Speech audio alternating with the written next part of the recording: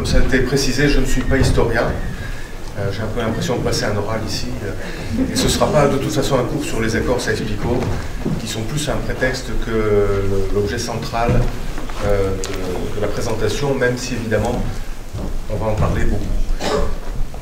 Je ne sais pas si vous vous rappelez avoir vu, dans le courant de l'été 2014, une vidéo qui a été tournée par une agence de presse américaine qui s'appelle Vice News, qui avait eu l'autorisation de l'État islamique de se rendre sur son territoire, le territoire que cette organisation contrôle. Et on voit dans la dernière partie du reportage, très contrôlé par l'organe de propagande de l'État islamique, un bulldozer qui fait une percée dans un talus. Ce talus étant à la frontière entre l'Irak et la Syrie, et on entend des cris de joie, c'est la fin de Sykes-Picot. Et ça a été le point de départ de beaucoup de commentaires, de réflexions, dont certaines ne se sont pas avérées pertinentes, mais qui obligent quand même à revisiter un petit peu le rôle des accords Sykes-Picot dans la réalité imaginaire du Moyen-Orient. Ça puise dans une symbolique très puissante, et il y a un siècle, cette carte qui est derrière moi était le symbole d'une volonté de partage qui s'est traduite dans les faits entre les deux grandes puissances coloniales qui étaient à l'époque la France et la Grande-Bretagne. Est-ce que, donc, d'une certaine manière, il y a une fin de cet héritage de la colonisation européenne, ou est-ce que les choses se perpétuent? Alors, je vais pas mal parler du mythe de Sykes-Picot, mais Sykes-Picot, c'est aussi une réalité. On va commencer par cette réalité avant le mythe. En présentant les protagonistes, Mark Sykes, qui est un haut fonctionnaire du British War Office, et François-Georges Picot, qui est un diplomate, il est consul de France à Beyrouth, et ils se mettent d'accord sur instruction de leurs gouvernements respectifs pour négocier l'après-guerre, le partage des dépouilles de l'Empire ottoman, et ils parviennent à un accord matérialisé par cette carte qu'ils signent tous les deux. On voit, je ne sais pas si vous le voyez, mais tout à fait en bas à droite de la carte, il y a leurs deux signatures, mais eux-mêmes n'ont fait que ce qu'on leur demandait de faire. Ce ne sont pas Sykes et Picot qui ont décidé du partage du Moyen-Orient. Et donc ils en réfèrent à leurs supérieurs respectifs. Et en fait, le vrai partage interviendra après la guerre, entre Clemenceau et Lloyd George, dans des réunions discrètes en marge des négociations de paix. Et le vrai partage des frontières se fait dans les conférences successives de Sèvres, Lausanne, San Remo. Et on peut dire que, même si c'est Sykes-Picot qui est resté dans les mémoires, c'est San Remo qui est la réalité du partage sur le territoire. D'ailleurs, vous verrez, alors, il y a 5 zones dans ces... Ça n'apparaît pas nécessairement très clairement, mais je crois quand même qu'on le voit. Il y a la zone A, en clair et en foncé, la zone B en clair et en foncé, et puis une petite tache jaune-brune en bas à gauche, qui est une zone mixte dans laquelle quand même les Britanniques se sont vus attribuer notamment Saint-Jean d'Acre. A, c'est la zone d'influence française, le bleu foncé, c'est la zone d'influence directe, B, c'est la zone d'influence anglaise, et le rouge, c'est l'influence directe. Et comme preuve que finalement cette carte n'a pas déterminé la suite des événements, Mossoul, dont on parle beaucoup en ce moment, se trouve en plein dans la zone A, largement au nord du trait bleu, alors que par un accord d'échange qui tient aussi à la réalité du terrain, les Français ont concédé à la Grande-Bretagne la région de Mossoul qui recèle d'importantes quantités de pétrole. Voilà, ça c'est ce qui s'est passé véritablement, de manière extrêmement schématique. Et on peut bien dire que la France et la Grande-Bretagne se sont partagées l'influence au Moyen-Orient, mais pas véritablement selon les lignes de la carte Sykes-Picot, même si globalement ça y ressemble beaucoup. La gestion directe, finalement, n'est pas restée très longtemps, si on met à part le Liban, qui effectivement est devenu un mandat français, et qui a été coupé à l'intérieur de la zone syrienne. Et si on parle de l'impact mesurable de la carte Sykes-Picot, il est proche de 0. En revanche, le mythe lié à Sykes-Picot, lui, a un effet maximum jusqu'à ce jour. Et si on... Je crois pouvoir dire que les accords Sykes-Picot, dans les manuels d'histoire, ça ne doit pas faire beaucoup de paragraphes, peut-être même pas beaucoup de lignes, peut-être à peine une ligne en France, sans doute aussi en Grande-Bretagne. Je peux vous dire que ce n'est pas du tout la même chose au Moyen-Orient, où la notion de Sykes-Picot est extrêmement présente dans tous les esprits. Et par un parallèle, moi je me rappelle un reportage d'un mois que j'avais fait en Jordanie après l'invasion du Koweït, et à mon retour de Jordanie, j'étais allé acheter tout ce que je pouvais sur les croisades, parce que je me rendais compte que j'avais quasiment pas appris l'histoire des croisades dans mon cursus scolaire, alors que tout le monde m'en parlait au Moyen-Orient, et cette même dissymétrie est perceptible à propos des accords de Sykes-Picot. Et avant d'aller plus loin, je voudrais citer une phrase prononcée, c'est peut-être pas lui qui l'a inventée, mais par le fameux négociateur américain Dennis Ross, qui a coutume de dire au Moyen-Orient, si vous expliquez une situation sans parler d'un complot, personne ne vous croira. Et c'est très vrai, c'est très vrai. Et Sykes-Picot, de ce point de vue-là, c'est la métaphore absolue du complot occidental, colonial, au Proche-Orient. Et à la décharge des populations arabes, il faut bien dire qu'il y a eu un certain nombre de complots, des Français, des Anglais et d'autres au Moyen-Orient. Et même s'ils voient des complots, il n'y en a pas nécessairement, il y a eu des complots qui ont effectivement été mis en œuvre, pas toujours avec une grande réussite, par les Occidentaux. On peut parler évidemment de ce fameux partage qui était censé être secret. D'ailleurs, les Russes étaient dans le coup, puisque c'est en découvrant les archives du ministère des Affaires étrangères russe que les bolcheviks ont découvert la fameuse carte et qu'ils l'ont rendue publique, mettant à bas la diplomatie secrète qui avait été pratiquée pendant la guerre.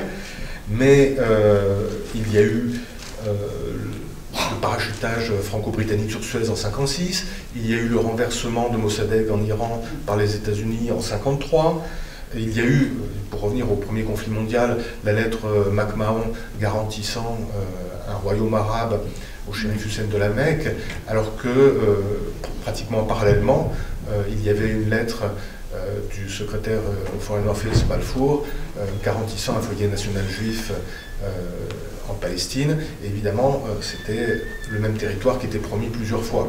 Donc, cette notion de piège occidental, de complot occidental, s'enracine dans des réalités, et bien entendu, elle est projetée sur beaucoup d'autres choses. Et vous la réentendrez lors de l'invasion irakienne du Koweït en 1990, avec la conviction absolue de la quasi-totalité des Arabes, et il faut bien dire d'une bonne partie de l'opinion occidentale, que tout ça est un complot américain et que c'est délibérément qu'on a attiré Saddam Hussein dans le piège du Koweït. Alors pourquoi a-t-il sauté à pieds joints dans ce piège? C'est rarement expliqué par les mêmes. Et ça nous entraînerait sur un autre sujet. Et puis, autre élément à charge dans l'argument complotiste, c'est qu'il y a des intérêts économiques colossaux depuis la découverte du pétrole au Moyen-Orient, dans les années 30, et son exploitation de façon commerciale. Et on sait très bien que, notamment la compagnie britannique des pétroles est présente en Irak et en Iran, pas trop sur la péninsule arabique, parce que là, c'est les Américains qui ont réussi à les évincer. Mais enfin, globalement, l'intérêt des Occidentaux pour le pétrole est bien établi, leurs sociétés sont présentes, et il est difficile pour beaucoup d'imaginer que quoi que se fasse sans prendre en considération la présence de pétrole, réel ou supposé, dans le sous-sol des pays dont nous parlons. Les complots qui ont eu lieu au Moyen-Orient sont quelquefois très connus, comme ceux dont je viens de parler, quelquefois ils sont moins connus. Mais il y a un autre élément qu'il faut prendre en compte dans l'univers mental du monde arabe en général, c'est que dans la quasi-totalité des pays arabes, les services de renseignement, les services de sécurité jouent un rôle déterminant dans la conduite des affaires du pays. C'est-à-dire que soit ils sont directement au pouvoir, soit ils sont omnipotents du fait de la volonté des dirigeants, qu'ils créent des situations dans lesquelles les individus sont piégés, et que de toute façon c'est ainsi que les pays sont dirigés. Et imaginez qu'à l'étranger c'est différent, peut être difficile, surtout quand on a par exemple à la tête des États-Unis le président George Herbert Bush, qui a été directeur de la CIA. Le fait que ce soit un civil qui dirige la CIA n'y retire rien. Combien de fois j'ai pu entendre en arabe l'expression « c'est un homme de la sécurité », c'est-à-dire à la base c'est un espion, un homme de la sécurité. Le nom générique pour les services secrets dans le monde arabe, c'est Mukhabarat, et ça inclut tout, y compris la police secrète qui vient vous arrêter, vous torturer, sans nécessairement avoir de raison justifiable. Et pourquoi ce serait différent ailleurs quand les États-Unis mettent à leur tête un ancien dirigeant de la CIA, donc forcément tout ce qu'il fait est obéit à une grille de lecture sécuritaire qui s'appuie sur les rapports des espions et de leurs agents, parmi lesquels il y a sûrement certains de nos gouvernants. Voilà, un petit peu quand même ce qu'on entend très fréquemment et qui est assez largement partagé dans la région. Après, c'est un fait aussi qu'il y a eu des protectorats occidentaux dans l'ensemble du monde arabe, et là bien au-delà des accords Sykes-Picot. Hein, tout à l'heure, j'étais derrière certains d'entre vous qui évoquaient le Maroc. Le Maroc n'est pas concerné par les accords Sykes-Picot, il n'en demeure pas moins que ça a été un protectorat français, comme elle a été la Tunisie. L'Égypte a été sous condominium franco-britannique jusqu'au moment où les Britanniques ont emporté le morceau pour l'essentiel. Il y a eu les mandats qui ont fait que la Palestine, puis devenue la Jordanie, puis la Transjordanie, enfin plutôt la Transjordanie, puis la Jordanie, pour la partie arabe. Israël, j'y reviens pas, tout le monde connaît les conditions dans lesquelles les Nations Unies ont déclaré sa création, enfin la partition de la Palestine en deux États, un État arabe qui n'a pas vu le jour et un État juif. Et puis toutes les opérations que j'évoquais d'intervention occidentale sur la région. Le roi d'Irak a été mis sur le trône en 1922 par les Britanniques. Alors certes, les Britanniques prennent soin d'aller chercher dans les dynasties arabes. Ils ne vont pas nommer un Anglais à la tête du royaume irakien. Ils vont chercher Faisal, qui est le fils de Hussein, shérif de la Mecque. Et c'est finalement un héritage presque ottoman. Les Ottomans, quand ils dirigeaient leur immense empire, ne le dirigeaient pas d'une façon extraordinairement centralisée. Et dans les marges de l'empire en particulier, on choisissait de nommer préfet, Kaïm Makam, le chef qui était déjà là. Donc on superpose les allégeances anciennes aux allégeances nouvelles, sans trop montrer d'exigence pour le degré d'obéissance, du moment que nominalement on reconnaît la suzeraineté de l'Empire ottoman et qu'on paye quand même un tribut, ce qui est la base quand même de toute occupation et de toute légitimité étatique. Mais à part ça, tout n'était pas contrôlé depuis Istanbul dans le détail, c'était très décentralisé, et ce sera un peu la gestion que feront les Britanniques à peu près partout où ils passent, que ce soit en Inde, en tout cas avant 1857, dans le Golfe, où les résidents politiques successifs s'appuient sur les émirs locaux, et donc en Irak, même s'il y a des agents d'influence très importants, on pense à Jasruddin en particulier, mais il y en a d'autres qui ont laissé une trace dans l'histoire des arabisants. King Philby, non pas King, son père, pardon, Harry Philby, et de l'autre côté, le fameux T. Lawrence. Donc oui, il y a des complots occidentaux au Moyen-Orient, et Sykes-Picot les incarne d'une manière incroyable. Et pour vous montrer la prégnance de cette conviction, j'étais allé à Aden en 1992. Aden qui a été très longtemps une colonie britannique, c'était un port essentiel sur la route des Indes, et ce n'est qu'en 1967 que les Britanniques ont dû se retirer d'Aden, chassés par une rébellion nationaliste. Puis après, il y a eu le Sud-Yémen qui a été dirigé par des marxistes, puis il y a eu l'unification en 90, puis la guerre civile en 94, bref. Beaucoup de vicissitudes. Eh bien, en 92 à Aden, j'ai rencontré un vieux nationaliste d'Aden qui était absolument convaincu que tout ce qui leur arrivait était décidé quelque part à Whitehall, dans les bureaux du gouvernement britannique à Londres. Donc voilà, ça reste profondément ancré. Je dirais que, je suis passé un peu rapidement évidemment sur la création d'Israël. C'est difficile de parler du Moyen-Orient sans parler d'Israël, donc la création d'Israël a après déplacé le débat et gelé aussi les cadres conceptuels. dans la mesure où tout est vu, en tout cas très très largement, à travers l'idée d'un complot sioniste voulu par les Occidentaux pour déposséder les Arabes de leur territoire. Après, il y a beaucoup de variantes selon les personnes, les pays et les époques.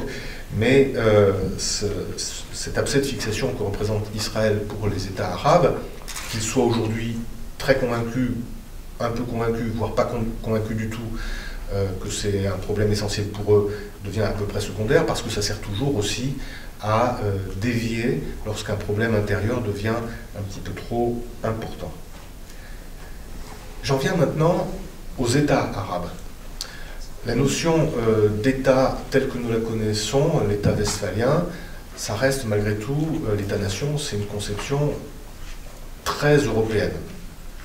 Et l'État-nation, c'est une sorte d'ovni au Moyen-Orient pour plein de raisons, que je vais survoler rapidement. D'abord, il y a le contre-exemple qu'a représenté pendant longtemps l'Empire ottoman et son système du millet, c'est-à-dire, en fait, on délègue aux communautés le soin de se gérer elles-mêmes, là encore, dès lors que ça respecte nominalement l'ordre ottoman. Donc, les chrétiens arméniens gèrent les chrétiens arméniens, les juifs gèrent les juifs, les différentes dénominations chrétiennes, et Dieu sait qu'il y en a dans cette région, se gèrent chacune les unes les autres. Même les musulmans, entre chiites, sunnites et leurs différentes variations, sont également délégués. Et puis au sommet de tout ça, il y a un État qui est un État à la fois très autoritaire, brutal, mais en même temps bienveillant, qui assure la protection de tout le monde, et notamment qu'une communauté ne va pas écraser une autre. En tout cas jusqu'à un certain point. Donc l'État, c'est une notion qui est comprise, mais pas du tout dans l'acception occidentale, en tout cas européenne. Et il y a la question de la nation. Pourquoi? Parce que dans le monde arabo-musulman, il y a trois notions qui se marchent sur les pieds, qui se recouvrent en grande partie, mais qui ne sont pas les mêmes. Il y a Al-Watan. Al-Watan, c'est la nation. Il y a Dawlat. Dawlat, c'est l'État. Et il y a Umma. Umma, c'est la communauté des croyants. Alors, il n'y a pas nécessairement de contradiction entre ces trois niveaux d'autorité, mais un, ça ne se recouvre pas entièrement, et deuxièmement, ça n'attire pas nécessairement les mêmes allégeances. L'astuce des meilleurs dirigeants consiste à les faire coïncider à leur bénéfice. Mais si on ajoute à ça que le monde arabe peut être très divisé, il est quand même uni par une culture et par une langue qui certes a des variantes très, très nombreuses, mais qui fondamentalement, dans sa forme classique et écrite, est unique, on voit bien qu'il n'est pas possible d'avoir l'identification à laquelle on est souvent habitué dans le système dit des nationalités, les fameux principes de Wilson, où il y a un territoire, une ethnie et une langue. Ça n'existe pas au Moyen-Orient et ça ne peut pas exister, et on ne voit pas comment ça existera dans un avenir prévisible. Et donc, ça limite fortement toute réflexion sur un découpage des frontières qui obéirait au respect du principe des nationalités et de l'État-nation. Et cette question de l'unité arabe qui est à la fois une volonté, une aspiration, un échec et un mythe dans le monde arabe a connu un grand nombre d'échecs. L'aspiration nassérienne qui s'est heurtée d'abord à la limitation de la République arabe unie à l'Égypte et à la Syrie avant que ça échoue. Les tentatives de Kadhafi de faire l'union également du monde arabe, l'union syro-irakienne de 79 qui quelques mois plus tard s'est terminée par une mini-guerre entre l'Irak et la Syrie, et l'idéologie ba'athiste qui elle se veut nationaliste arabe mais qui entre en concurrence avec d'autres idéologies nationalistes arabes, n'a pas réussi à dépasser, à part quelques cellules dans d'autres pays, le monde syrien et irakien. Et encore, même si la nation arabe est une et le Ba'ath est une, il y a deux branches, la branche irakienne et la branche syrienne, et bien entendu, elles se font la guerre, chacune complotant contre l'autre et trouvant des espions à la solde de l'autre parmi ses dirigeants, ce qui permet de faire le ménage. Et donc, si cette unité arabe échoue, ça ne peut être que le résultat d'un complot sioniste, d'un complot occidental, voire les deux, et si ce sont des dirigeants arabes qui les font échouer, c'est la preuve qu'ils sont alliés avec ces comploteurs. L'identité nationale. Alors oui, il y a une identité nationale forte, y compris parmi des pays dont la création est toute récente. Et Les constitutifs de l'identité nationale, c'est un mélange d'histoire musulmane mythifiée souvent, reconstruite très certainement pour bénéficier à ses dirigeants, d'histoire pré-islamique qui elle aussi est un petit peu arrangée. Il faut se rappeler comment Saddam Hussein, par exemple, avait fait graver son nom sur toutes les briques qui ont permis de reconstruire le temple de Babel, théoriquement à l'identique de l'ancien, Babylone, pardon. Donc on se revendique à la fois de Hammurabi quand on est en Irak et des pharaons quand on est en Égypte, tout en ayant un certain malaise vis-à-vis de toute l'histoire pré-islamique. La géographie, bien entendu, alors comme souvent, hein, comme dans beaucoup de grandes régions, les frontières, ce sont des lignes tracées au crayon, souvent par les colonisateurs. Il n'y a pas de frontières véritablement naturelles, à part les rivages. Donc forcément, on pourrait penser que, par exemple, l'archipel de Bahreïn est une entité. Ben non, parce que historiquement, Bahreïn, ça incluait également ce qui est aujourd'hui la province orientale de l'Arabie Saoudite, qui est occupée, qui est peuplée plus exactement, très largement de chiites, qui sont majoritaires à Bahreïn, qui sont aujourd'hui minoritaires dans la province orientale de l'Arabie Saoudite, mais c'est un enjeu de fixation sur lequel je ne vais pas m'étendre ici. Donc, identité religieuse qui est différente de l'identité nationale, et on verra la preuve dans la guerre Iran-Irak, où Khomeini à tort avait cru pouvoir enrôler les chiites irakiens contre Saddam Hussein, et on a découvert que les chiites irakiens étaient aussi et d'abord des Irakiens qui se sont battus contre les Iraniens qui étaient les héritiers de l'ennemi perse, tout chiites qu'ils étaient pour la majorité. Il y a aujourd'hui un nationalisme saoudien, même si le royaume n'a été en tant que tel créé qu'en 1932 et le seul pays du monde à porter le nom d'une famille. La Jordanie, c'est une fantaisie britannique, mais incontestablement, il y a un nationalisme jordanien parmi les différentes tribus qui y résident, et même, je dirais, parmi une bonne partie de la population palestinienne d'origine qui a la nationalité jordanienne. Et on voit bien que ces identités multiples et quelquefois meurtrières, pour reprendre l'expression d'Amin Mahalouf, se superposent, merci beaucoup, se coïncident largement, mais pas entièrement. Et puis, je disais, parmi les pays récents, vous avez les Émirats du Golfe. Certes, les Émirats existent depuis longtemps, mais en tant que nation, ils n'existent que depuis leur indépendance, pour la plupart d'entre eux acquise en 1971. Et pourtant, il est certain qu'il existe une identité golfienne. Golfe en arabe, c'est Khalij, et donc cette identité khaliji est très perceptible, elle la différencie de tous les autres Arabes, et on le voit bien quand on voyage, quand on discute avec eux, et quand ils sont en contact les uns avec les autres, c'est-à-dire entre Arabes. Bon, les frontières, j'y viens rapidement. En Afrique, il y a eu le congrès de Berlin.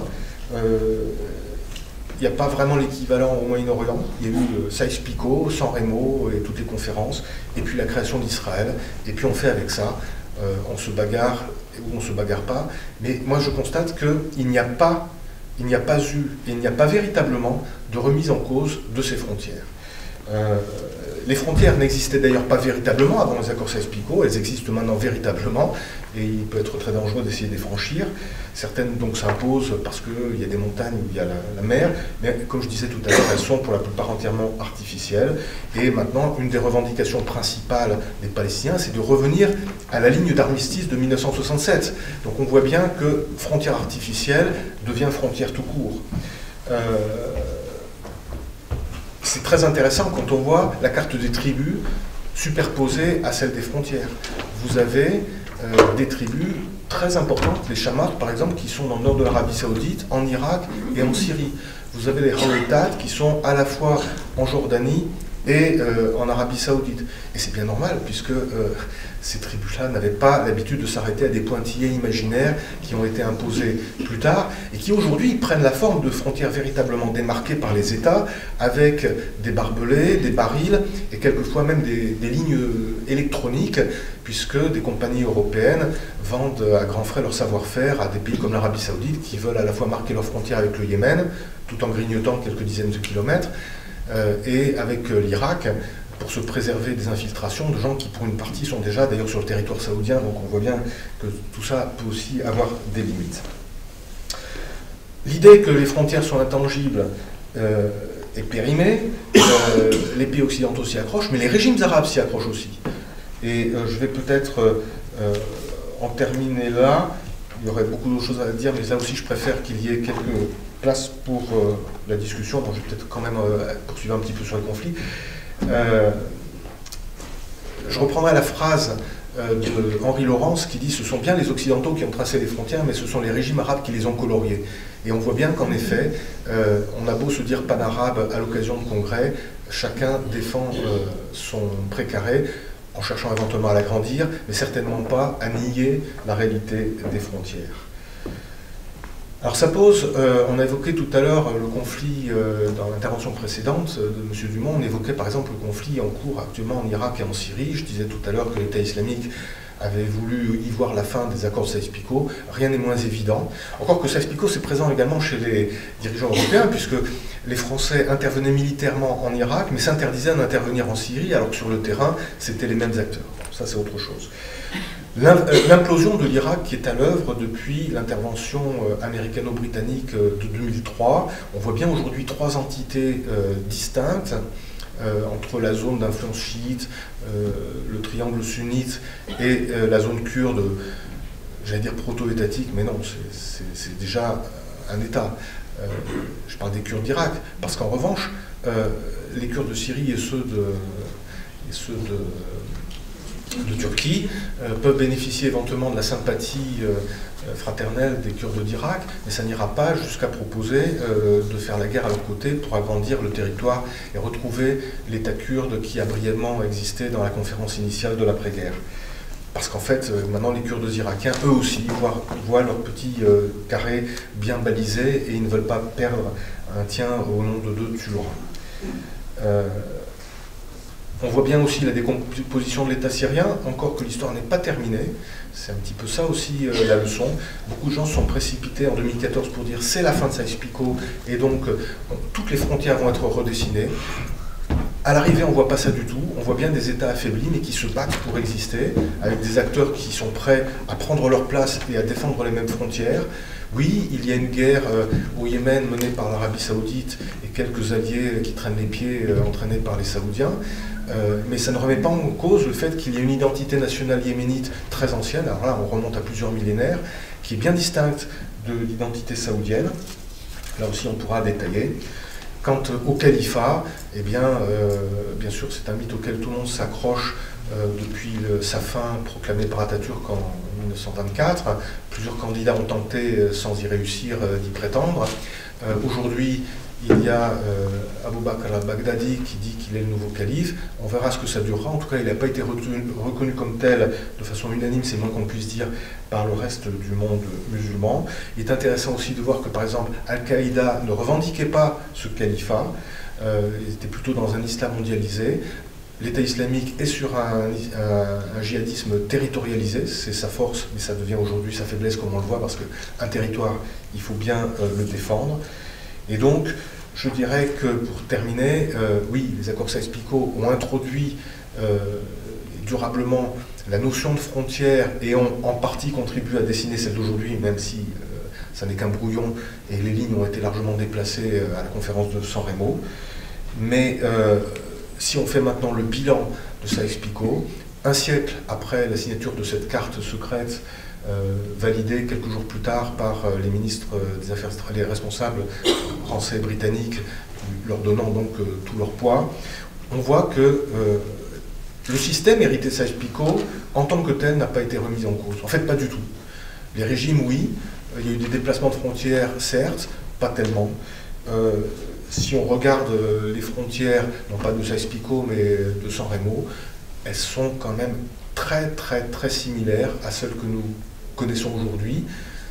Elles sont très stables, ce qui ne veut pas dire que le Moyen-Orient, lui, est stable, et donc on peut avoir des frontières stables et une région instable.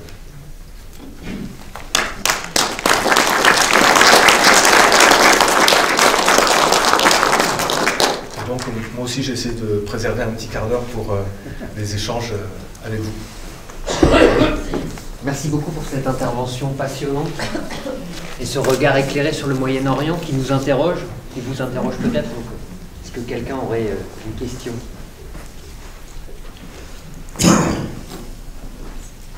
La première, la plus difficile. Alors on commence par la deuxième. On commence par la deuxième, voilà. Oui. Vous avez évoqué le rôle des services secrets, mais les services secrets des pays arabes, en général, sont formés par l'ancienne puissance coloniale ou plus ou moins, on va dire, occidentale. Bon, alors c'est très vrai des Jordaniens qui ont été formés, encadrés par les Britanniques, pareil pour Bahreïn, pour Oman. J'en suis moins convaincu pour l'Arabie Saoudite. Les services égyptiens, notamment les Syriens, ont été encadrés par d'anciens nazis, et puis après, pour ce qui est de la Syrie, par la Stasi. Enfin, il faut reconnaître aux régimes arabes une grande capacité à avoir su s'autonomiser et avoir développé un savoir-faire autochtone en la matière. Et s'il y a une chose qui marche bien dans les multiples réunions des ministres arabes, c'est la conférence des ministres de l'Intérieur. Eux arrivent à se mettre d'accord sur des mesures, ce qui n'est pas le cas nécessairement de leurs collègues des autres disciplines. Donc oui, à l'origine, il y a peut-être eu un savoir-faire exporté par l'Europe. Je vous assure qu'aujourd'hui, les services secrets arabes n'ont plus besoin d'apprendre de qui que ce soit.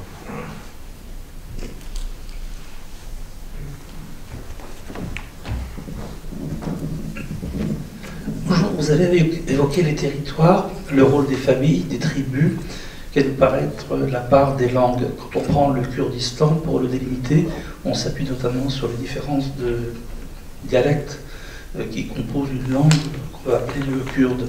À l'intérieur des peuples arabes, il y a plusieurs accentuations, plusieurs, nous on va dire familièrement, langues. Et est-ce qu'à votre avis, on peut délimiter des territoires, pas forcément stables, à partir des éléments linguistiques? Alors, on pense aussi au Liban.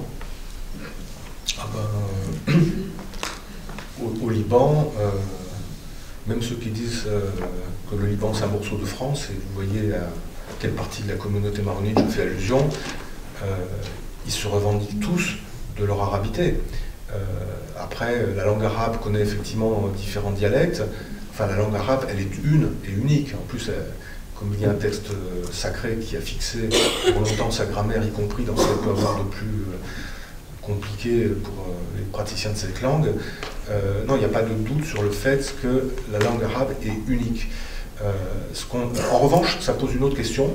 Il y a des territoires dont les populations ont été arabisées alors qu'elles n'étaient pas composées de locuteurs arabes. Je pense évidemment à l'Afrique du Nord avec les Berbères.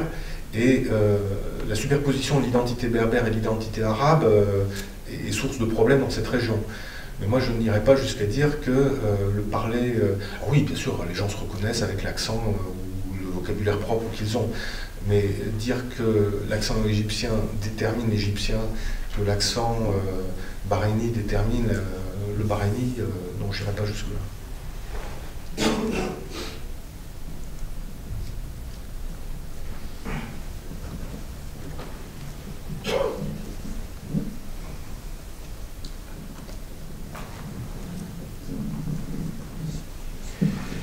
Dans quelle mesure le conflit entre les chiites et les sunnites permet de comprendre donc les problèmes du Moyen-Orient?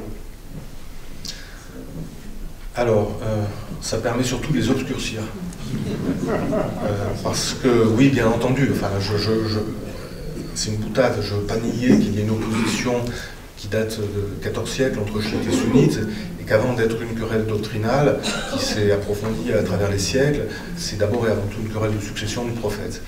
Maintenant, il est vrai que sur le plan théologique, il y a des différences substantielles entre chiites et sunnites, encore qu'il y a 4 écoles reconnues parmi les sunnites, et les chiites ne sont pas tous des chiites duodécimains comme les Iraniens, les Bahreïnis, les Saoudiens ou les Libanais. Vous avez... les fameux zaïdites du Yémen sont considérés comme chiites alors que leur pratique et leur théologie est beaucoup plus proche des sunnites que des chiites iraniens. Et ça me permet aussi de tordre le cou à une idée selon laquelle les Saoudiens interviennent au Yémen parce qu'il y a une menace chiite, parce que les mêmes Saoudiens intervenaient au Yémen en défense de l'imam qui avait été renversé après un millénaire de pouvoir en 1962 aux côtés des royalistes zaïdites. Donc c'était les mêmes. Aujourd'hui, ils disent que ce sont des chiites. En fait, ce sont les mêmes zaïdites. Ce sont des chiites qui s'arrêtent au 5e imam, là où les Iraniens et les autres chiites duodécimains s'arrêtent au 12e. Donc, alors après,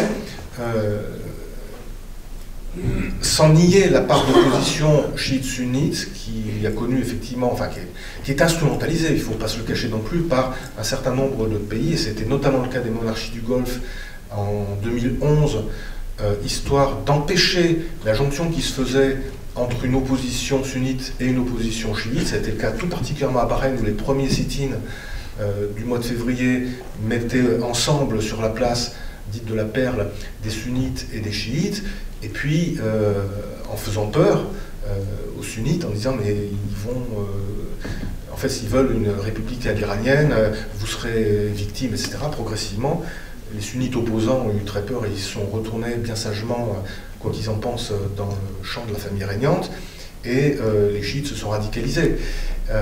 Maintenant, si vous regardez la rivalité, enfin la tension très vive qui est à l'œuvre actuellement, tout particulièrement depuis le début de l'année entre l'Iran et l'Arabie Saoudite, on peut y voir une rivalité sunnite-chiite. J'y vois d'abord et avant tout une rivalité entre deux puissances régionales qui luttent pour l'hégémonie sur la région et plus loin sur le monde musulman. Alors après, il y a l'un et il y a l'autre, c'est pas l'un ou l'autre. Mais chiite-sunnite, c'est très bien de savoir la différence et de comprendre que c'est une opposition qui traverse l'islam depuis 14 siècles. Croire que ça suffit à comprendre pourquoi il y a des oppositions et des conflits actuellement au Moyen-Orient, c'est se limiter à un facteur qui n'est pas le seul et qui n'est peut-être même pas le principal.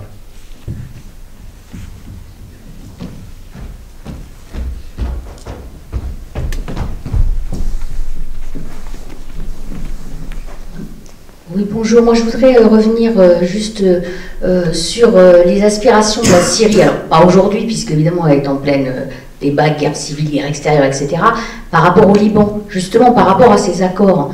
C'est-à-dire que l'idée d'une grande Syrie, elle a quand même, ça a quand même joué, enfin, me semble-t-il, c'est ce qu'on a appris, à partir de ces accords-là. C'est-à-dire que la Syrie, revendiquant comme légitime, pas légal, puisqu'évidemment il y avait eu la reconnaissance des frontières, mais une partie du Liban, ou toute une partie du Liban, dans la mesure où aussi ça nous permettait d'avoir un accès à la mer, en essayant de rayer ces accords. Donc malgré tout, il y a quand même eu des tentatives, y compris, il y a quand même eu une invasion de la Syrie face au Liban, et je voulais savoir, aujourd'hui je pense qu'effectivement c'est pas la préoccupation principale du gouvernement syrien, mais enfin bon... Comment ça se joue, ça se noue, d'autant qu'on a bien compris qu'une partie des Libanais chiites combattent aux côtés du gouvernement légal de la Syrie. Alors, je crois que pour comprendre la politique au Liban, il faut être maîtriser complètement l'analyse combinatoire en mathématiques. C'est-à-dire que la guerre s'est arrêtée quand on a épuisé toutes les combinaisons. Il n'y a pas un seul mouvement au Liban qui n'a pas été à un moment ou à un autre allié du régime de Damas.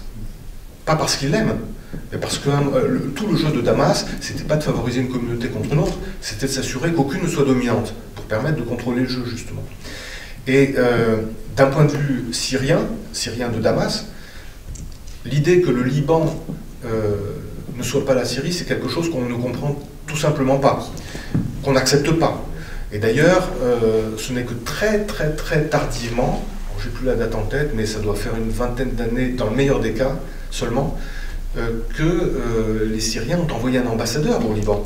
Il n'y avait pas d'ambassadeur syrien à Damas. Voilà. Et dans l'idéologie baathiste, à Beyrouth, pardon, bien sûr, à Beyrouth. Et dans l'idéologie baathiste, il y a un symbole qui est l'étoile à 5 branches, et l'une des branches, c'est Chypre. C'est vous dire que l'idée de Grande Syrie, ça ne s'arrête pas à la côte libanaise. Et d'ailleurs, ça descend en Palestine. C'est-à-dire que pour beaucoup de Syriens, la Palestine, c'est l'extension naturelle de la Syrie. D'ailleurs, le mot Syrie est peu utilisé. On utilise Bilad al-Sham, le pays du Cham, qui, par définition, n'a pas des frontières millimétrées, tirées au cordeau, etc., etc. Donc, il y a une réalité que les Syriens, qui ne sont pas plus bêtes que les autres, ont acceptée parce qu'ils n'avaient pas le choix. Mais chaque fois qu'ils ont pu influer sur cette réalité, ils ont essayé, tout en respectant formellement l'État libanais, de l'affaiblir autant qu'il était possible et d'être l'arbitre numéro un. D'ailleurs, les présidents libanais successifs étaient à peine élus qu'ils faisaient le voyage de Damas pour rendre compte, pour assurer qu'il n'y aurait pas de problème avec Hafez al-Assad. Je parle d'une époque où il y avait une vision stratégique à Damas sur ce que devait être la région, qui est peut-être un peu moins vraie, même nettement moins vraie depuis que son fils l'a remplacé en 2000. Voilà. Et donc, à l'échelle historique de long terme, je pense que tout Syrien normalement constitué pense que le Liban est une anomalie qui disparaîtra en tant qu'État, qui restera en tant que région. Bon, après, l'histoire n'est pas écrite non plus. Hein. Il se peut très bien que le Liban soit pérennisé pour les siècles des siècles. Mais la notion de grande Syrie est même un oxymore, parce que c'est la Syrie tout court. Et eux sont frustrés d'habiter la petite Syrie. Juste derrière. Avez-vous le sentiment que la diplomatie occidentale, l'Union européenne, les Américains, comprennent le Moyen-Orient? Comprend le Moyen-Orient? Ça dépend qui. Je pense que les diplomates français et britanniques notamment ont une connaissance intime du Moyen-Orient depuis au moins 2 siècles. Voilà. Je dirais depuis, notamment que Bonaparte a mené sa mission, après les consuls qui ont essayé de mener leur rivalité franco-britannique dans la région. Maintenant, est-ce que les responsables politiques suivent les conseils qu'ils reçoivent de ce point de vue-là? C'est beaucoup moins sûr. Et j'aurais tendance à dire que même les Américains, qui sont beaucoup plus récents dans la région du Moyen-Orient, puisque leur arrivée réelle remonte aux années 30-40, ont d'excellents connaisseurs du Moyen-Orient, de parfaits arabisants, ils ont eu le temps de s'y mettre. Maintenant, la politique américaine ne donne pas le sentiment de toujours prendre en compte ce que leurs très bons experts leur suggèrent. Voilà. Dans les 2 cas, il y a une différence entre une expertise qui est très réelle à mon avis et l'usage qui en est fait. Par rapport à votre réponse, là, dont je vous remercie, il y a de quoi quand même s'interroger sur la position de la France, puisque vous rappelez que quand les diplomates français, à la demande du gouvernement français, ont quitté leur ambassade à Damas en 2012, si ma mémoire est bonne, ils sont partis en disant on va revenir dans 15 jours, puisqu'il y a un nouveau régime en place. Nous sommes en 2016. Il y a eu une claire erreur de programmation. Non, mais bon, on peut être sévère à juste titre avec le hubris qui s'était emparé des autorités françaises à l'époque et de quelques autres. La vérité, c'est que, pour le coup, au Moyen-Orient,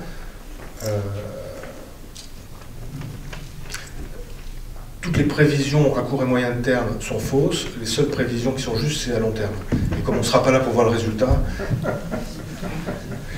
Non, il y a un côté mythe de Sisyphe en ce sens qu'il y a des évolutions très importantes qui se produisent pendant 5, 7, 6, peut-être 8 ans, et puis il y a une capacité du Moyen-Orient à retomber dans le statu quo ante ou pratiquement au bout de ce cycle court qui décourage les meilleures volontés. Et on voit bien d'ailleurs à quel point on a des... Alors c'est pour ça que le printemps arabe de 2011 a déclenché des réactions, y compris chez moi, exagérées, parce qu'on se disait, voilà, le blocage qui a duré pendant plusieurs décennies saute, et enfin le monde arabe accède à une normalité qu'ont connue avant lui un certain nombre de pays asiatiques, les pays d'Amérique latine, beaucoup de pays d'Afrique, etc. Et on retombe dans des choses qu'on avait connues avant, mais c'est là qu'il faut avoir à l'esprit le cycle long, parce qu'au fond, et moi, contrairement à beaucoup de gens, je persiste à penser que l'expression printemps arabe n'était pas erronée, elle était peut-être européocentrée, mais après tout, pour des analystes européens, c'est pas un crime. Oui, les printemps des peuples en 1848 ont déclenché beaucoup d'espérance. Il faut se rappeler que moins de 2 à 3 ans plus tard, tout était écrasé partout. Simplement, si on se met à l'horizon de 10, 15, 20, 30 ou 40 ans, ce qui avait été semé à l'époque a donné des résultats. Alors, est-ce qu'il en sera de même dans les pays arabes? Là encore, c'est trop tôt pour le dire.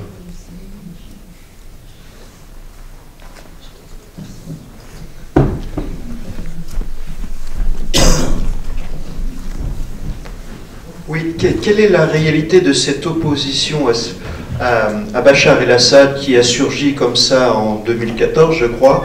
Qui se cache derrière cette opposition? Quel est son bras secret? Voilà, on m'a affirmé, qu'un Syrien m'a affirmé qu'en fait c'était l'Arabie Saoudite qui se trouvait derrière.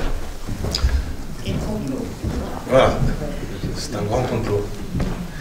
En matière de complot, d'ailleurs, je vous ai parlé de mon passage en Jordanie en 90. J'allais rencontrer un responsable palestinien dont la secrétaire, très occidentalisée, m'expliquait qu'elle non plus ne croyait pas au complot, quoique sa fille avait un amoureux qui était un militaire américain et qui lui avait écrit au mois d'avril « Bientôt je viendrai te voir ». Et donc elle y a vu la preuve qu'il était l'avant-garde des armées américaines qui allait renverser Saddam Hussein. Que pense le peuple syrien? D'abord, on ne lui donne pas souvent l'occasion de s'exprimer. Il faut avoir une idée de ce que représentent les services secrets du Mukhabarat syrien. Partout où vous allez, vous avez des bâtiments immenses. Ce ne sont pas des lycées, ce ne sont pas des hôpitaux, c'est le siège local des Mukhabarat. Et tout le monde espionne tout le monde. Donc, personne ne vous dira ce qu'il pense vraiment. Alors, en 2011, il y a eu cette contagion qui fait que des Syriens ont commencé à manifester dans le sud pour exprimer des choses. La répression a entraîné ce que vous savez. Ça dépend de qui on parle. La plupart des Syriens pensent pique-pendre de ce régime. Certains pensent pique-pendre de ce régime en se disant que malgré tout, c'est le seul qui peut nous protéger par rapport à tout ce qui peut, toutes les alternatives qu'on peut connaître. Et puis, vous avez des notions claniques, des notions de communauté. Les Français, comme l'ont fait ailleurs les Britanniques, se sont pas trompés. Ils ont mis à la tête du pays une minorité. C'est toujours comme ça qu'on fait, parce que la minorité dépend du colonialiste, et donc elle est détestée par la majorité, et donc c'est une bonne raison pour que cette minorité garde la puissance coloniale le plus longtemps possible. Et quand elle s'en va, elle a tous les instruments de la répression entre ses mains, et elle en use au maximum. Donc oui, parmi les opposants à Bachar al-Assad, il y a des gens du régime qui l'ont laissé tomber parce qu'ils ont été déçus, parce qu'ils ont eu de mauvaises expériences personnelles, un oncle emprisonné ou assassiné, etc. Vous avez l'opposition des frères musulmans qui étaient en prison et qui a été massacré à Homs et Hama en 1982 par le père qui avait cerné les villes et qui les avait bombardées, faisant quelque chose comme 20 000 morts. Vous avez des djihadistes qui ont été relâchés de prison par Bachar al-Assad et d'autres qui le sont devenus. Vous avez des gens qui voulaient former l'esquisse d'une opposition démocratique et laïque. Mais d'abord, il faut savoir que ces régions ne sont pas des régions laïques et fort peu démocratiques. Donc l'idée qu'on va transposer notre vision de la politique dans une région qui a des histoires et des cultures très différentes, ça amène souvent à beaucoup de déceptions, parce que ça ne se passe pas comme on le pense nécessairement. Je veux dire, les gens, c'est pas toujours l'image de ceux qui sont invités le 14 juillet à l'ambassade de France. Voilà. Et puis vous avez des gens qui, étant dans cette opposition laïque, démocratique, tout ce que vous voulez, se sont rendus compte qu'ils n'étaient pas aidés par les pays qui mettaient leurs espoirs en eux, et qui sont allés vers ceux qui étaient les plus efficaces, et ceux qui étaient les plus efficaces et qui étaient les mieux armés, c'est ceux qui effectivement avaient le soutien des pays du Golfe. Après, sur le terrain, ça change beaucoup. Hein, vous avez des gens qui se sont entre-massacrés à l'intérieur d'un même groupe. Donc, je ne peux pas répondre de manière simple à votre question, d'autant qu'on est parti dans une spirale que personne ne contrôle, qui prendra fin un jour ou l'autre, parce que ces choses-là ne sont jamais éternelles, en tout cas au niveau du conflit. Mais il n'y a pas le groupe A, le groupe B, le groupe C, dont on peut évaluer les aspirations, les forces respectives. On peut en avoir une idée, discerner, mais c'est extrêmement mouvant sur le terrain. Je suis désolé de ne pas avoir pu répondre très précisément à votre question.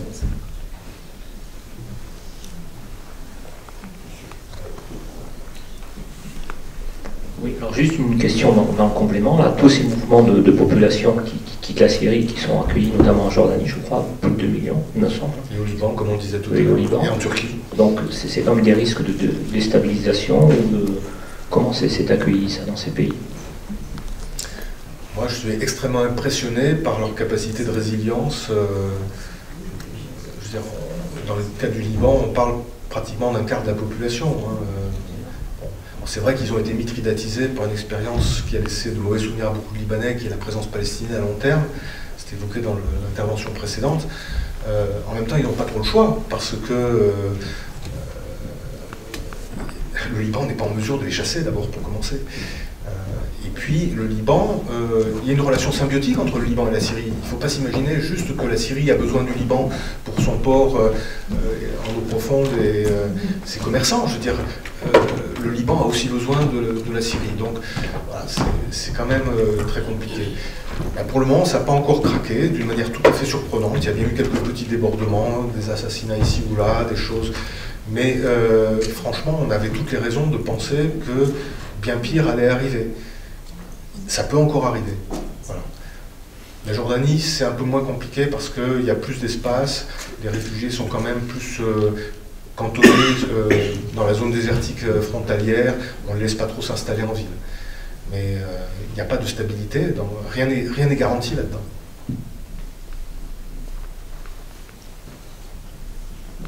Je pense qu'on peut conclure et applaudir, M. Dallage. Au nom de la PAG et de l'équipe Amiens 2016, je vous remercie vivement de cette intervention et de votre présence.